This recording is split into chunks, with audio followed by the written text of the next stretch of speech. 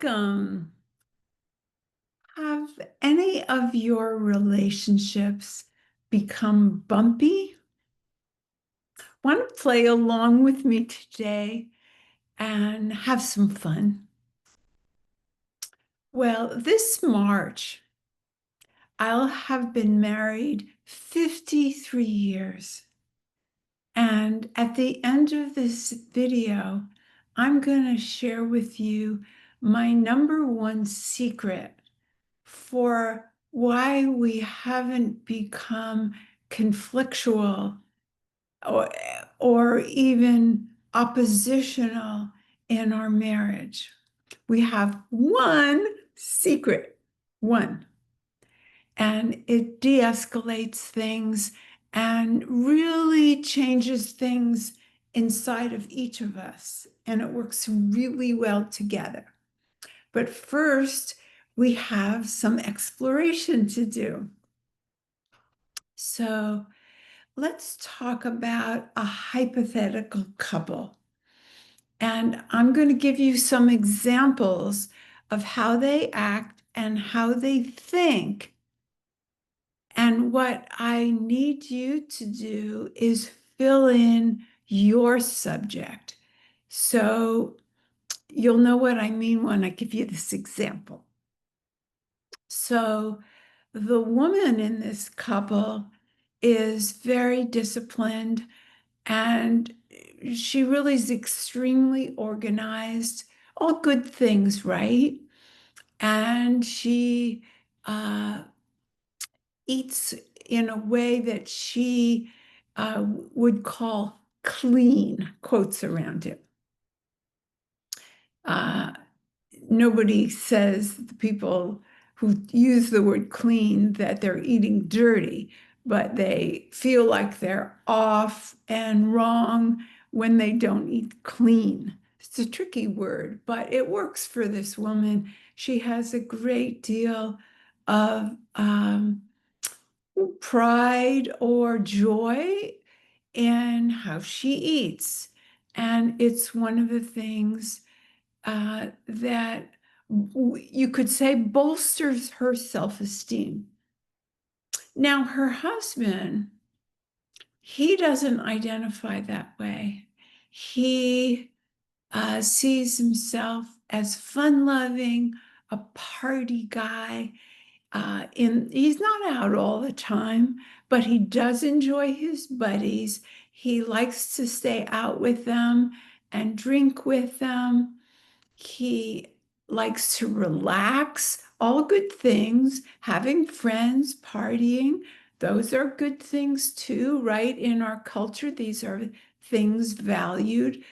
Some people don't value drinking, other people do, but we're not going to get into that. What you'll see in this example is that they're opposites. So you fill in yours. Are you or your other person, maybe one of you, is more direct in communication, and the other thinks it's better to be peaceful and avoid conflict? So substitute your opposites. One of you is messy, the other one is neat. One of you enjoys your money, the other is more careful with their money. Or you could make it spendthrift if you're judging it, or tight and controlling.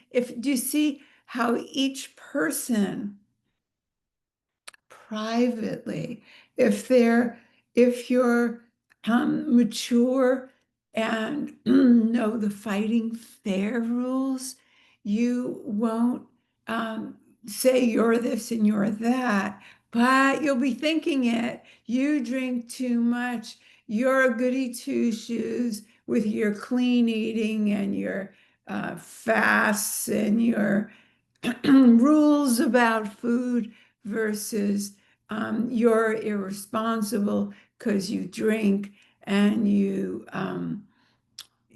go out with your friends and you're not thinking about me or our family. Do you see? Or you might be enjoying our money now, but what about college? So you get what I'm talking about. In the beginning, they say opposites attract, but what they don't tell us in the culture is that often they create these opposites, fun-loving, disciplined. These opposites create bumps or stickiness later.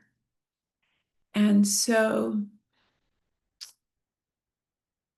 I want to talk some after you think about what would you say if you were in a private discussion with your buddy, your friend, and they said, I have to cook oily meat and carbs for my husband and my children because that's what they eat. And he drinks, and I'm afraid the children will learn to drink. Would you comfort your friend and say, yeah, I get it. It would be so great if they were vegan too, or the health merits of, do you see what I mean? If your friend was the neat one, would you say, yeah, it's so hard being with someone messy, right? We do that. And it's not that we're wrong. Of course, it's great to be disciplined. And of course, it's great to enjoy your money or go out and have friends uh, or be able to relax where the other person is doing till they fall asleep.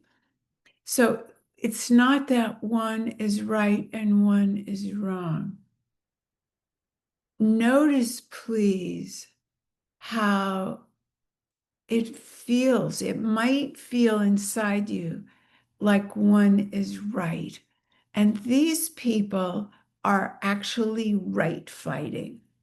Right fighting is when you have oppositions like this, and in your mind, you are really wishing that you could convince the other person to become like you.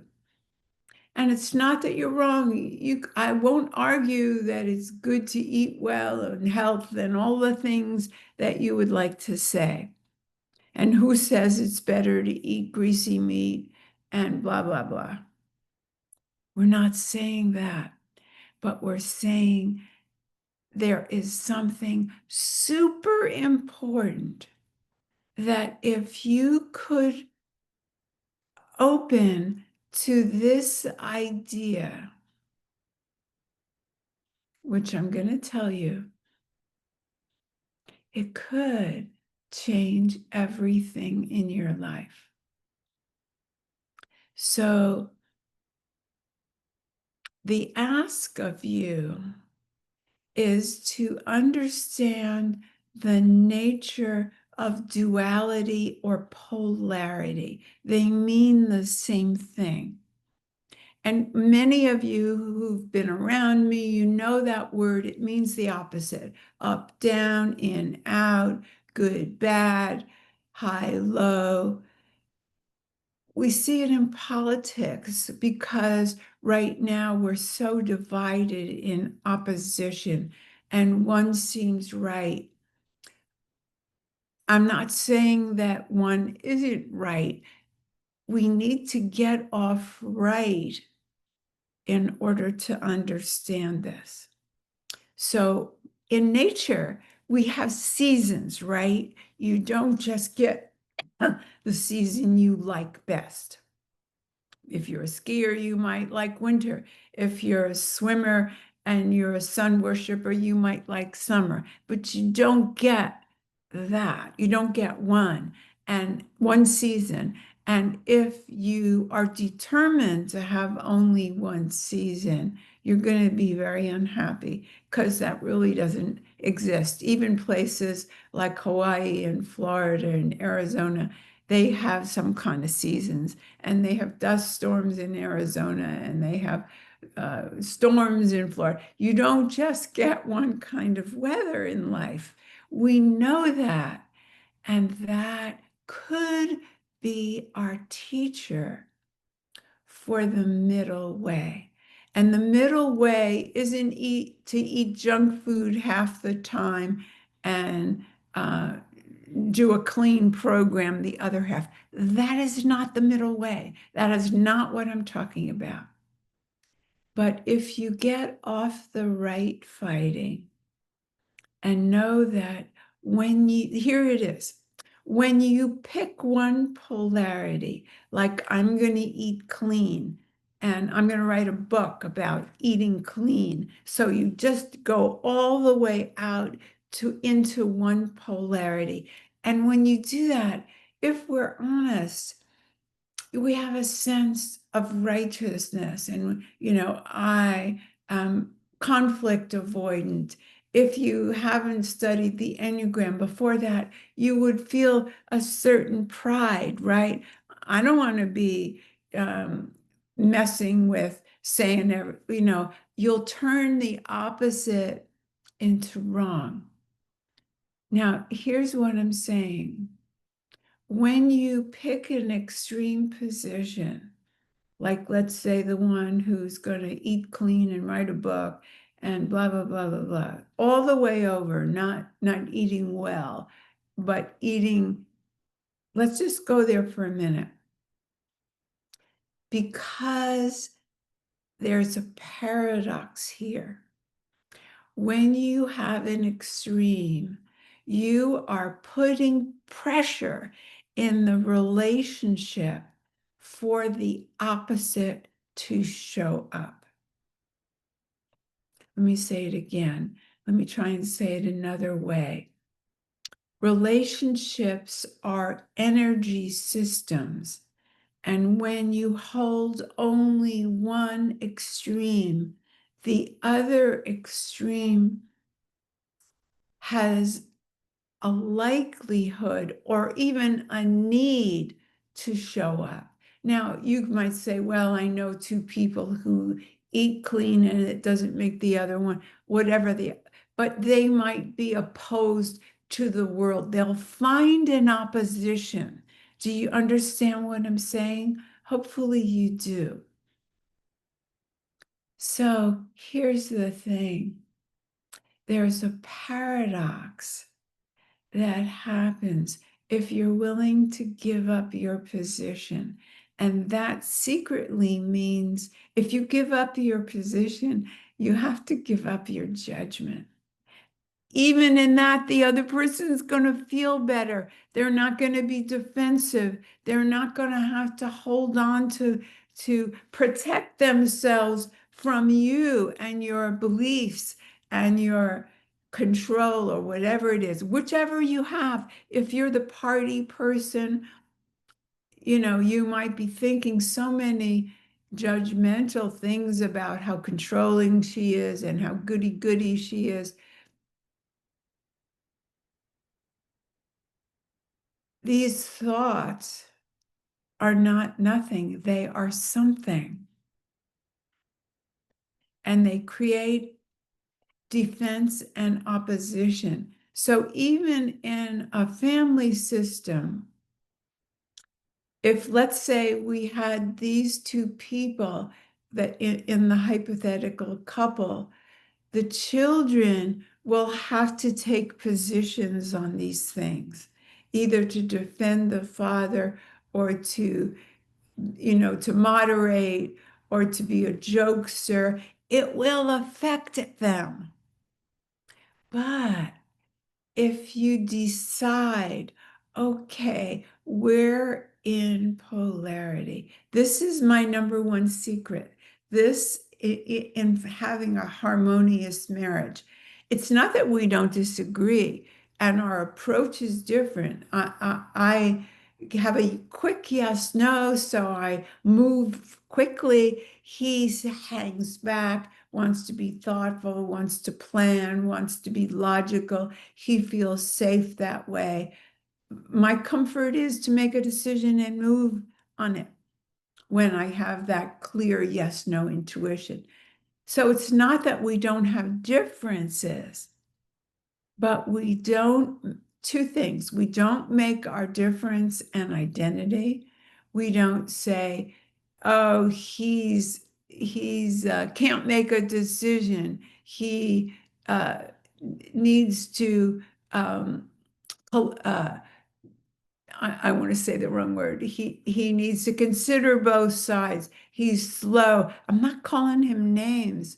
Instead, when I notice, oh, this is my style, I want to move quickly. Let me move off that and appreciate that in the beginning, I was attracted to this style. I don't have to remember the beginning. I just need to appreciate it now that we can find balance and we were attracted for a reason. But I have to not judge him for being in his head or being thoughtful or obsessing or not being. Do you see what I mean? The when, but I want to give you a metaphor and then you'll get it, maybe even faster. When you find out there is no Santa Claus, you never have to work on it again. You never have to remember, oh, gee, there's no Santa Claus. I better la, la, la, la, la. You're there because you understand Santa Claus is a story. It's a plaything in this culture. When you get it about polarities and duality, it will take you down and it will take your relationships down if you don't back off from it. It's not free. You don't get to be the disciplined, clean eater in a relationship and be extreme without affecting the other person, likely in some way. And he doesn't get to be free loving drinker and critical of his wife without affecting the system. But when you know that even when you're right, you're wrong in the judgment of the other and in pushing the polarity, you won't have to work on it. You will gradually come to the middle in a way that has integrity. So in the hypothetical example, maybe the husband would admit that that vegan stir fry smelled delicious. Could we have that for dinner? And she might, if she's not on a alcoholic regime, on a sobriety regime, she might say, how about I join you for a glass of wine tonight? And then even after she's had a sip, she could feel less rigid, more joyful, and he would see in front of him the person he used to enjoy because she'd be having fun. I'm just making this up as a story so you could see the possibility. So, where in your relationship are you possibly creating a polarity or a duality by judging the person and taking a more extreme position? Usually, we're unconscious of what we fear about the other person's position. This is super important here, and I'll let you go in a minute, but it's super important.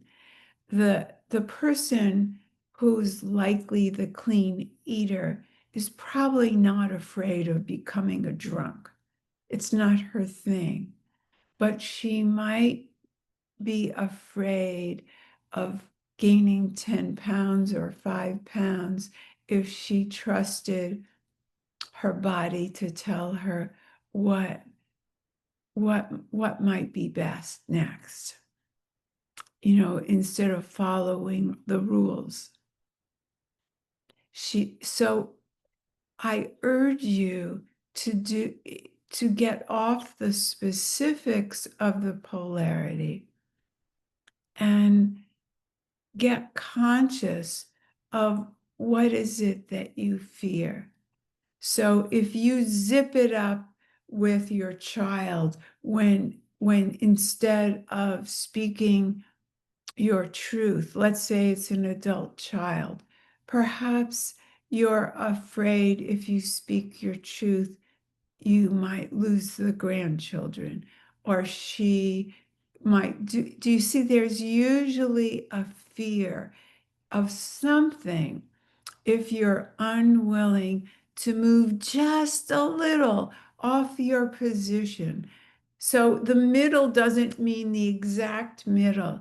It just means get off your extreme, because the extreme is unhealthy in relationships, not because you're in the wrong position, not because you have the wrong beliefs.